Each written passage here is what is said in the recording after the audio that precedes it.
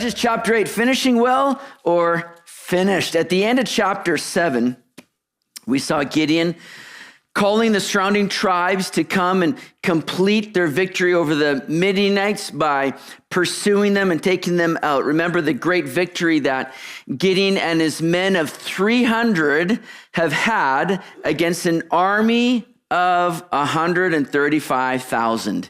They started out with more men. They started out with 4-1 odds. And remember, God said, hey, Gideon, too many of you.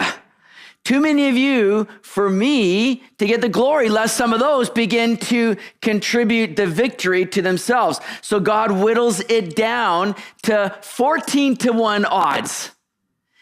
And now Gideon's, I'm sure, thinking, Lord, what are you doing? We are goners. We're done for it now. But then God says, Gideon, sorry, bro. Still too many. And he has the army brought down to simply 300 against 135,000. Now it's 450-1 odds. And yet God brings a great victory for Gideon and for Israel. And it's done in a way where nobody could take credit for the victory in and of themselves. Nobody could say, hey, we've earned this. We've done it. Nobody could say that. Everybody would have to say, this is only by the hand of the Lord. And so God's doing a work, and Gideon is now calling the rest of the people to come and bring a completion to their victory. And then Gideon, at the end of chapter 7, he sent out a special message to the tribe of Ephraim to come and seize all the watering places. And they come and they end up capturing two of the princes of the Midianites, Oreb and Zeb. Let's just go to chapter 7, verse 24. Let's read those last three verses, and then we'll bring it into, verse 23 of chapter 7, and then we'll bring it into chapter 8. It says, and the men of Israel gathered together from Naphtali, Asher, and all Manasseh, and pursued the Midianites. Then Gideon sent messengers throughout all the mountains of Ephraim, saying, come down against the Midianites and seize from them the watering places as far as Beth-barah and the Jordan. Then all the men of Ephraim gathered together and seized the watering places as far as Beth-barah and the Jordan. And they captured two princes of the Midianites, Oreb and Zeb. They killed Oreb at the rock of Oreb, and Zeb they killed at the winepress of Zeb. And they pursued Midian and brought the heads of Oreb and Zeb to Gideon on the other side of the Jordan. So now as we come to chapter 8, Ephraim has a bit of a bee in their bonnet now as to how things really went down. They've gone and they've done their part, but now they're approaching Gideon. Look at chapter 8, verse 1. Now the men of Ephraim said to Gideon, why have you done this to us by not calling us when you went to fight with the Midianites? And they reprimanded him sharply. So he said to them, what have I done now in comparison with you? Is not the gleaning of the grapes of Ephraim better than the vintage of Abiezer? God has delivered into your hands the princes of Midian, Oreb and Zeb. And what was I able to do in comparison with you? Then their anger toward Gideon subsided when he had said that. Now remember back in Judges chapter 6, verse 34 and 35, we saw there in those two verses, you don't need to turn there if you don't want to, but Gideon is calling all the people in that area where the Midianites are camped out in. He's calling all the people that are in that northern region, Asher, Zebulun, Naphtali, and Manasseh, to come and take their part now in this battle. He's calling them all to come. And it says there, but the Spirit of the Lord came upon Gideon, and he blew the trumpet, and the Abiezrites gathered behind him, and he sent messengers to all Manasseh, who also gathered behind him. He also sent messengers to Asher, Zebulun, and Naphtali, and they came up to meet them. So those are the tribes, again, most situated in proximity to where the Midianites were camped out and where the battle was ensuing. Now, the Abiezrites, when we read of the Abiezrites, that is a clan of Manasseh that Gideon belonged to. So he was of the clan of the Abiezrites of Manasseh. So the men of Ephraim, they're a little choked that they're not getting the call. That Gideon's not going, hey, Ephraim, we need you to come on board here. Ephraim is just a little bit to the south, just below Manasseh. And Ephraim's a little bit ticked off that they weren't getting a call to come into battle. Perhaps they're thinking, hey, we're a strong tribe. And this exclusion is a bit of an insult to their pride, perhaps they're thinking. Ephraim did become one of the more dominant tribes in the northern kingdom. In fact, northern kingdom is oftentimes just associated with the tribe of Ephraim.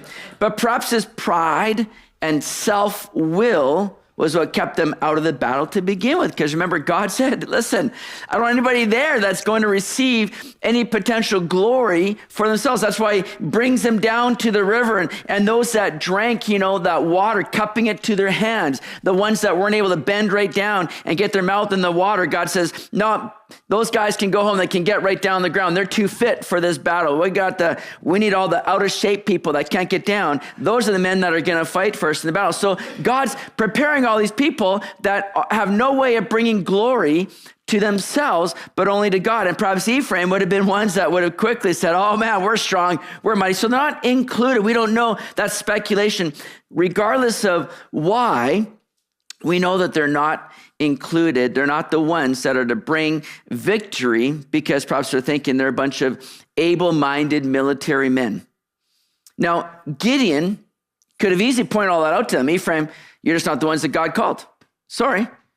You've maybe got a little bit too much pride or confidence in self. You just weren't called to the battle. But instead, Gideon comes and he pacifies their anger by reminding them of their blessing and the benefit they've received from the battle that's already been fought. He's basically letting Ephraim know that you guys are every bit recipients of the spoils of battle. And Ephraim, they may have come with that kind of idea that, hey, you didn't call us, but we're going to miss out on all the spoils of the battle now. We're not going to be able to take part. We couldn't take part in the battle, so we're not able to take part now in gaining all the spoils of the victory. Perhaps they're feeling like they're going to miss out. But Gideon comes along and says, the fruit of your victory is much greater than the fruit of my victory. This is what Gideon is saying to him. In saying the vintage of Abiezer, again, Gideon is making reference to the battle that they initially fought, Gideon being of the clan of Abiezer. And he says that the gleaning of the grapes of Ephraim, or the aftermath of the battle by Ephraim, is better than anything we've received so far. So Gideon appeases their anger by showing they've been benefactors and recipients of this conquest already. They too have received a reward. It reminds us, if I can spiritualize this a little bit, it reminds us how we too have been sole benefactors of Christ's victory. Some people come with pride, thinking they need to earn some of the spoils of victory themselves. They need to earn their way in. Like Ephraim, they come with hostility to the notion that salvation is by grace alone. Yet we understand that Christ alone secures the victory that we could not have achieved on our own, so that God gets all the glory all the time, and we become the recipients of his grace and mercy. May we receive with joy the blessings of his victory over sin and death, and rejoice that we become co-heirs of the bounty that it brings for us. We truly are blessed. We never have reason to come with anger or being upset at the way things were done. Now, we just rejoice in what we have been benefactors of. And before moving on, it's good to see the example of Gideon and how he responded with grace and wisdom to these men when he didn't have to. He could have just quickly put them in their place. But again, he came and spoke a wise word that appeased their anger. In fact, Proverbs 15:1 says, a soft answer turns away wrath, but a harsh word stirs up anger. Well, Gideon is going to show both sides of that proverb here in this chapter. Ronald Reagan wisely said, there's no limit to what a man can accomplish if he doesn't care who gets the credit. And there's no limit to what the body of Christ can accomplish if we don't care who gets the credit, just that Jesus gets all the glory.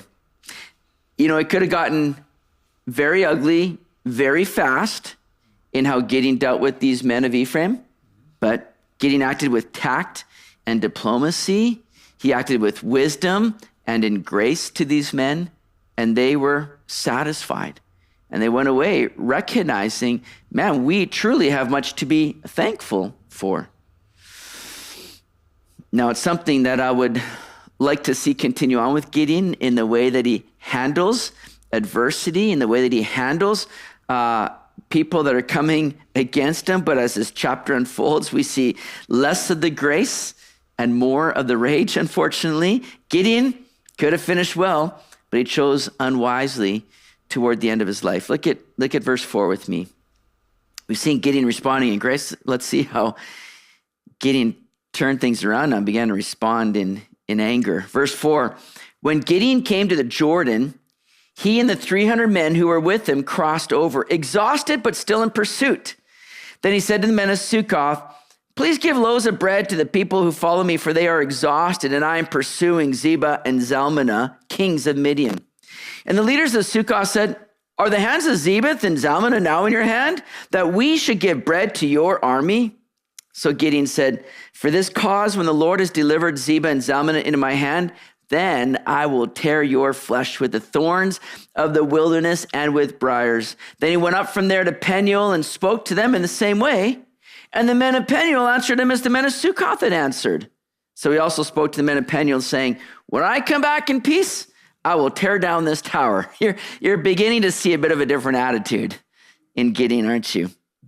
Now, first of all, notice right there in verse 4, Gideon and his 300 men are still in pursuit. What does that tell us? It tells us that none have been lost so far. They've gone up against an army of 135,000, and nobody in Israel has fallen. He's lost no casualties so far. God has been with them and protected them at great odds. That's the faithfulness of God right there. However, the faithfulness of God is not bringing out the faithfulness in Gideon. Sometimes, the most dangerous time for an individual is not before the battle or during the battle, but it's after the battle has subsided. And we're seeing that unfold with Gideon because he's changing in his attitude and his disposition, in the way that he's conducting himself. He's seen a great victory, but again, he doesn't continue to just attribute that all to the Lord. In fact, we see Gideon moving further and further away from the Lord. He's a man that began as a doubter, a man in fear, and he's becoming a boastful and arrogant man, moving further from the Lord and God's guidance, to taking action now that is more self-serving in his life. It's an unfortunate slide that can easily get repeated after times of victory, because we have the potential to come out of these times with a feeling of success that we can attribute to ourselves rather than to God, to where we can begin to go, wow, look at how great that was. Man, I must be really special to see the outcome of this. And instead of attributing it all to God, we begin to place a little bit too much emphasis on ourselves and what we've been able to accomplish, rather than giving it all to the glory of God. Then Gideon is making the tragic mistake of moving ahead in military action with confidence in self rather than in the Lord. Not giving time for the Lord, not being directed by the Lord, but doing so on his own agenda now. So they come all the way south to Succoth. Now, let's put up a little map here. We can begin to see, again, these were the tribes that Gideon had called out: Asher, Naphtali, Zebulun, Manasseh, and there's Ephraim down here. So we see them kind of, late to the party, a little bit upset. But they've been having this battle, and I'll put up another map here just so you can kind of see. It's hard to see, but let me put this in here. So we see that here's the spring of Harod. It's right at the foothills of Mount Gilboa right there. And so the battle, Midianites were initially positioned just at the foothills of Mount Morah, which is right over here. So the battle kind of ensued in this area now. And they've been making their way now down along the Jordan, basically.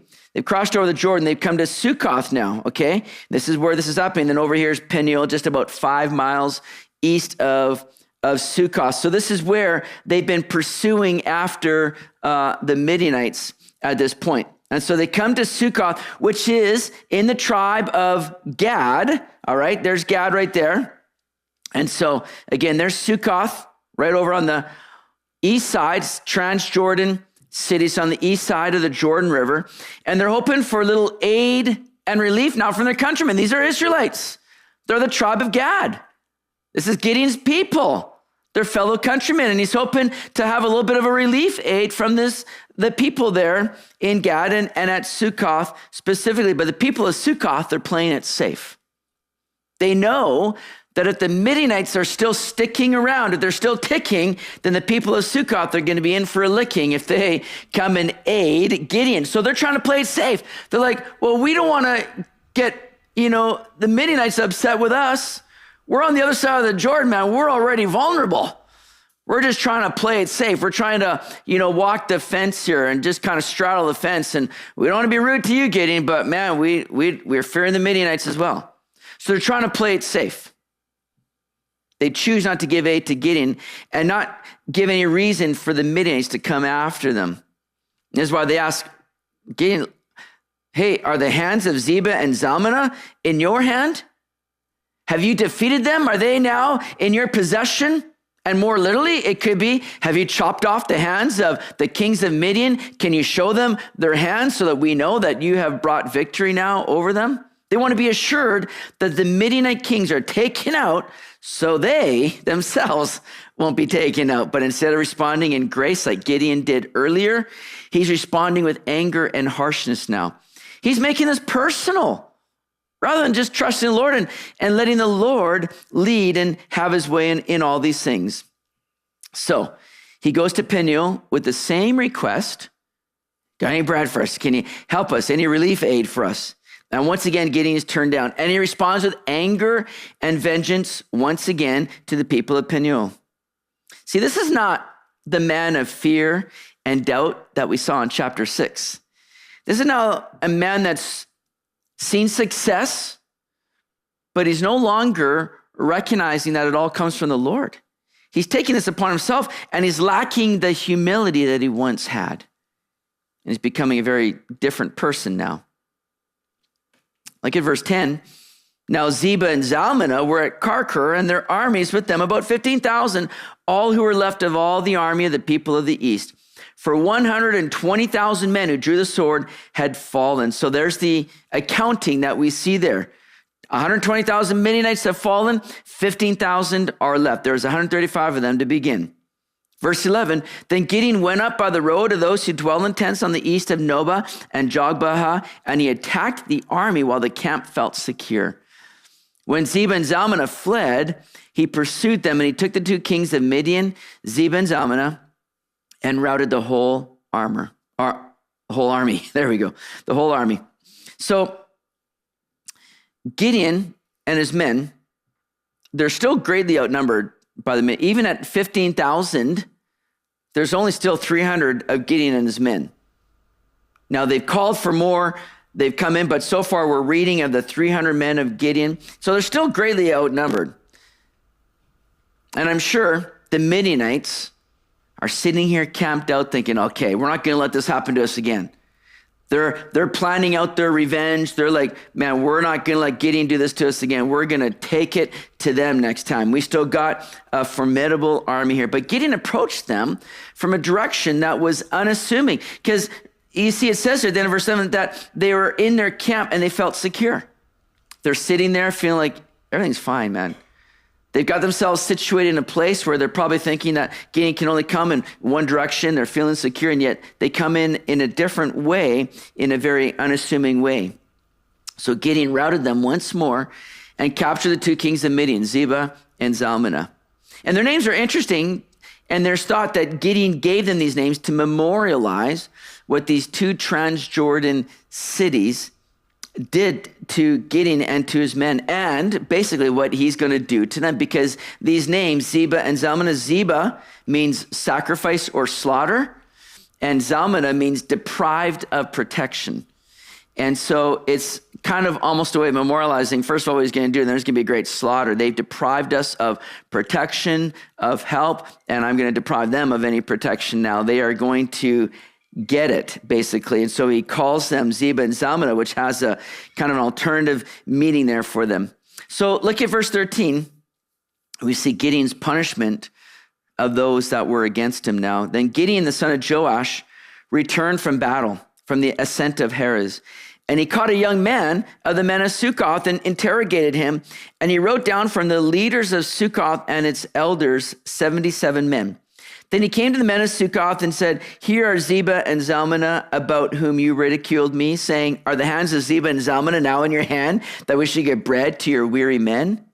And he took the elders of the city and thorns of the wilderness and briars, and with them he taught the men of Succoth. Then he tore down the tower of Peniel and killed the men of the city. See, Gideon comes to these people now, and he seems more concerned about his reputation than he does the Lord's. This is all about Gideon right now. He's acting like a man that's drunk on power and set on squashing anyone who doubts him. He's like, hey, remember how you ridiculed me back there? Remember I said, hey, are the hands of Zebah and Zalmunna in your hands? Well, look at now they are, and he's coming for revenge against these guys. Remember, Gideon was the biggest doubter of himself to begin with. He's come to see that it's only through the Lord that the victory can be won so that God gets all the glory. But now it seems Gideon is intent on making a name for himself and doing things his way. Because notice the Lord is not mentioned in this whole time as the one who's leading, directing, and guiding Gideon in any of these decisions. This is all about Gideon at this point. So Gideon comes and he teaches the people of Succoth a lesson, and a very painful one at that. He used the thorns and briars of the wilderness to beat them and torture them, whether that was by dragging their bodies across these thorns that would have just, ripped their flesh, or having them lay down and beating them with these thorns and briars. Either way, it was a brutal and painful form of torture. And then he goes to the people of Peniel, and Gideon tears down the tower, which resulted in the death of many in that city. The men of Succoth and Peniel tried to play it safe. They thought they'd be okay because they were Israelites, but they also wanted to be friends of the Midianites, and they ended up losing out badly on both sides. And though I feel Gideon was acting wrongly in how he carried things out, Succoth and Peniel also were trying to play this middle ground. And it's a lesson for us. Are we willing to forsake the world to stand for Christ? Because there's a lot of Christians who are trying to play it safe and live life on the fence. But it never goes well when you're trying to straddle the fence. Some Christians have too much of Christ in them to be happy in the world, and they have too much of the world in them to be happy in Christ. They're trying to have it both ways, and yet they end up being dissatisfied on both. You must choose who you are living for. James said in James 4:4, friendship with the world is enmity with God. Are we willing to forsake all in order to stand for Christ? Or are we trying to play it safe and compromise? It never goes well. Look at verse 18. And Gideon said to Zebah and Zalmunna, what kind of men were they whom you killed at Tabor? So they answered, as you are, so were they. Each one resembled the son of a king. I think maybe they're trying to butter up Gideon a little bit here. Oh boy, they're all like sons of a king, just like you, Gideon. You are a strong man, right? He'd be the first one signing up to the Man Up group, but we'd get him properly saved here. But maybe they're trying to butter Gideon up so that it goes better for them. But Gideon said, they were my brothers, the sons of my mother. As the Lord lives, if you had let them live, I would not kill you. And he said to Jether, his firstborn, rise, kill them. But the youth would not draw his sword, for he was afraid because he was still a youth. So Zebah and Zalmunna said, rise yourself and kill us, for as a man is, so is his strength. So Gideon arose and killed Zebah and Zalmunna and took the crescent ornaments that were on their camels' necks. So here's Gideon. He's interrogating Zebah and Zalmunna. He's trying to find out the people that they've taken out prior to the battle going on. Because remember, the Midianites have been oppressing Israel for 7 years. They come in and take their stuff, and most likely they've been taking out people as well. And so Gideon asked, who are those people that you killed? This is probably happening within those 7 years that they've been oppressing Israel. And Zebah and Zalmunna say, oh man, they were very much just like you, sons, looking like sons of a king. And Gideon recognized, well, these got to be my brothers here then. And again, Gideon reveals that, Gideon just gets upset at this fact now that you taking out family. And again, he's making this personal. But what's interesting is that here's Gideon, as I mentioned earlier, revealing for them to identify all these men, the brothers of Gideon, as sons of a king. And it's identifying that they put a lot of emphasis on this people that had great stature and physique. They seem to stand out as sons of a king. And it goes to show people in that day really gravitated to outward appearances. It was the same with Saul when in 1 Samuel, when all of Israel was looking for a king. Like, we want a king like all the nations. And who they choose Saul because he's like head and shoulders above everybody else. He's a man of great stature.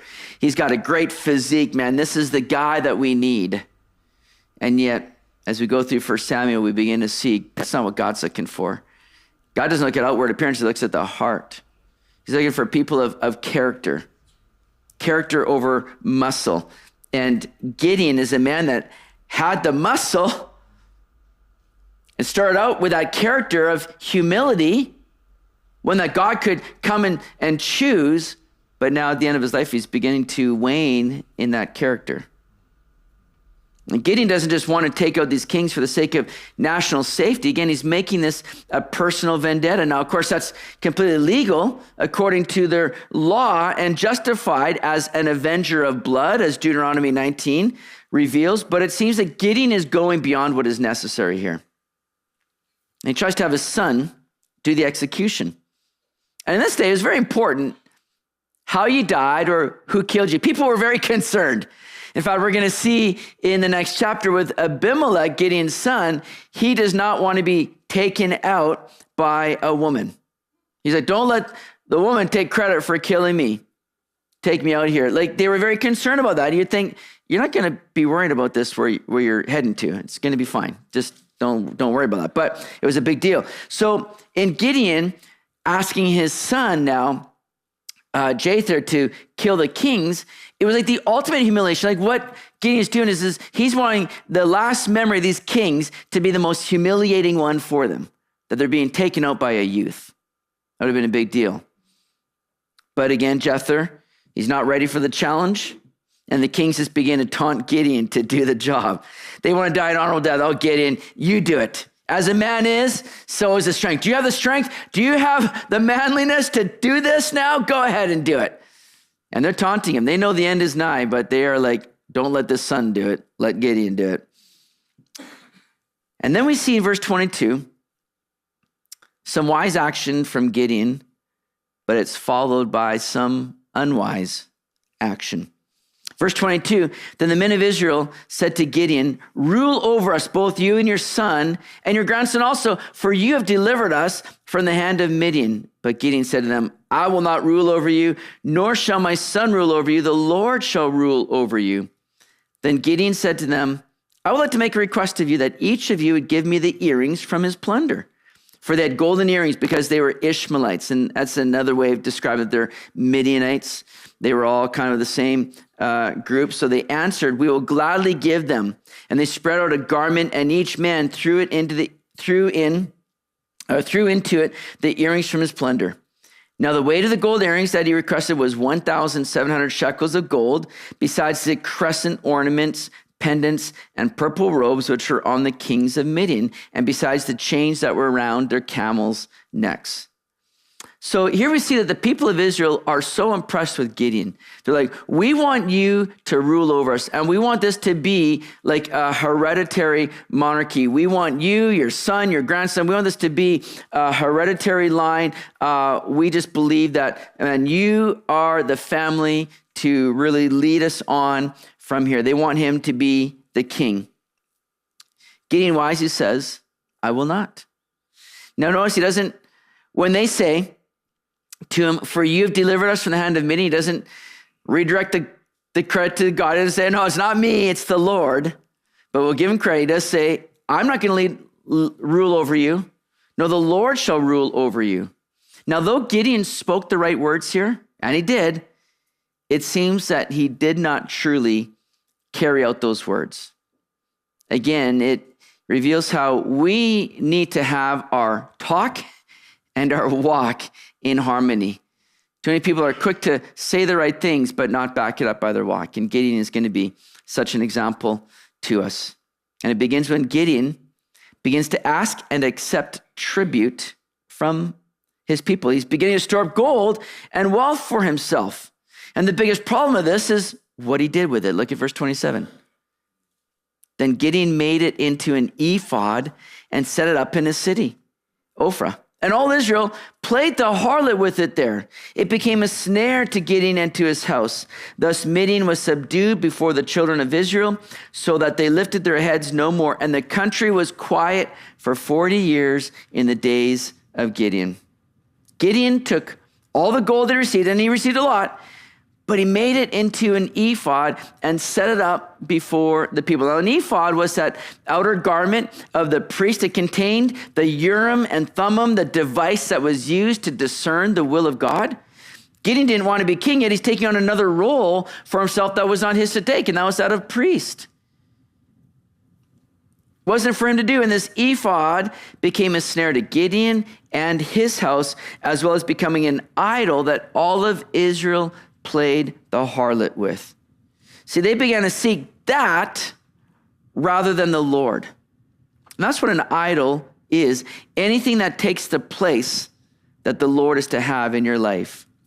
And anything that takes the place that the Lord desires to fill in your life will become a snare to you, because it'll leave you dissatisfied, unfulfilled, and you'll seek after more to no avail, and it becomes a trap that will take you further and further away from the Lord. How we need to be careful that we do not let idols into our lives. And that's something that we all need to be aware of in this day. Now, we look at things that these people all used idols with, or how they interacted with idols, and we think, oh, that's not something that we're going to be involved in any way today. And yet we think of so many things that can become idols in our lives. I just find it interesting in the book of John. I've been reading through 1 John just in my devotional time, in that last verse of 1 John, the end of chapter 5, little children, keep yourselves from idols. And it just seems to be so out of context with everything that John's been talking about. This whole book about love, and yet John recognizes, man, the one thing that's going to remove you from the love of God and from your love being fully on God is idols. Little children, keep yourselves from idols. So John ends his epistle. And it's a reminder to all of us, just as Gideon is setting up here, idolatry that's leading people away from the Lord, to where Gideon recognized his need for the Lord to lead and direct. And when the Lord leads and directs, he's going to provide and lead you into victory. But now he's turning people away from God's direction to seek an idol that can provide nothing for you. It leaves you empty. It becomes a snare and a trap for you. Gideon became a religious innovator rather than a reformer, bent on bringing Israel back to the old paths. Believers must be careful about ephod making, of attempting to solicit direction from God in ways which he has not authorized. In Scripture, God has already provided all that the believer needs for his growth and direction. Yet, amazingly, God, in his mercy, allowed Israel to experience 40 years of rest. But it'll be the last time that it's stated that way in the book of Judges. If the people want to go after other gods and idols, well, their rest is going to come to an end. Look at verse 29. Then Jerubbaal, the son of Joash, that's again the name that Joash, Gideon's father, gave to Gideon. So Jerubbaal is Gideon. Went and dwelt in his own house. Gideon had 70 sons who were his own offspring, for he had many wives. And his concubine, who was in Shechem, also bore him a son, whose name he called Abimelech. When the people came to Gideon and said to him, rule over us, Gideon said, no, I will not rule over you. Gideon didn't want to be king, but he sure seemed to enjoy living like one. He took the gold, he took the girls, and now he's taking the glory for himself. He named his son Abimelech, which means my father is king.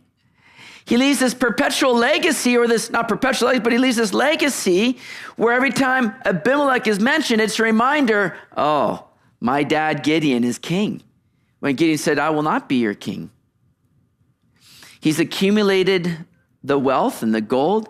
He's accumulated wives for himself, by which he has many children, and he names his son, my father is king. Pursuing the girls, the gold, and the glory. Never a good thing. God's word had already warned kings not to live like this.